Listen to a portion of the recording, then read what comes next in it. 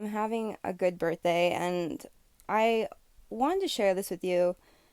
This was the biggest gift that I received, and I received it from myself because I was thinking about where I was like a year ago.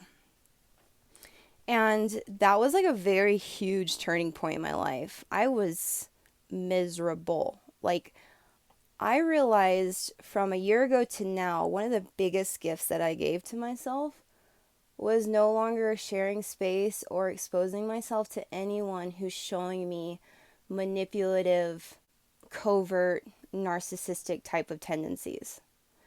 Now, don't get me wrong, we're totally all human, we're all selfish in our own way, but there's a point where it gets out of hand. Now, if you're like me, you're like overly empathic, you care too much.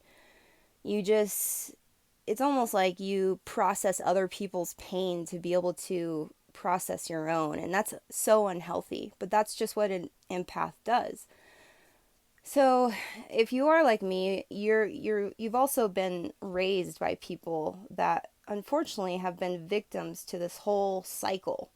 They themselves have been raised by people who were selfish. It has an effect on people's attachment styles and how they interact with other humans. Now, I want to tell you that me learning these tactics was the biggest gift I could have given to myself. It's so good to learn what a covert does because they are dangerous. I believe they're more dangerous than the overt narcs because an overt, you know kind of what you're getting. Like this person obviously has an agenda. But the coverts, no. They're so good at hiding everything. So I got to this point where I started to naturally attract people that had an agenda. And for me, it's kind of confusing because I'm very straightforward. I want to know what's going on. I'm there. I'm real. I'm going to tell you what's going on. I just am straightforward with the facts because it feels good. It feels good to acknowledge the truth. And that's how I live free.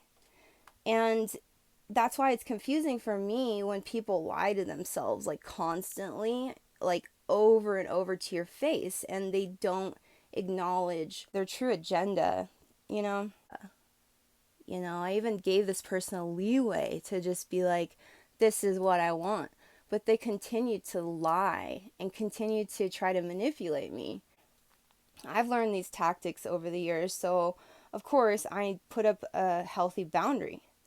And I tell this person, I can't have this influx of texts and you say you want friendship, but you're invading my space. And so I put up that healthy boundary in like a loving way. And then guess what? Like a covert would, they continue to devalue that boundary and they'll cross it.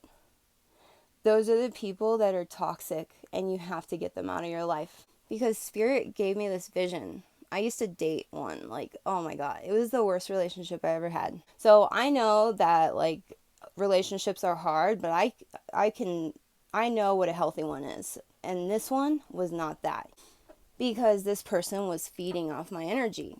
Spirit actually gave me a vision, showed me a vision of a parasite and how a parasite interacts with its host. I was like, oh, I'm not trying to be like gross, but seriously, this is what these spiritual type of parasitic energies do to our soul. When you continue to have these types of people in your life, just say no. No. Sorry. I don't have to feed you. And you don't have to be here, you know? And the crazy thing is that we have like to be very mindful of the contracts and everything that we have agreed with these types of souls because a lot of times it's a very karmic lesson. But if you say no to the universe, this is not okay, and I will not allow this type of behavior, this type of person in my life, then the universe will be like, okay, all right, I'm going to help you get them out then. And you just need to continue to be like steadfast in that. Like, be strong in yourself. Don't let this person etch away. Don't let this person think that they have a right to be in your life.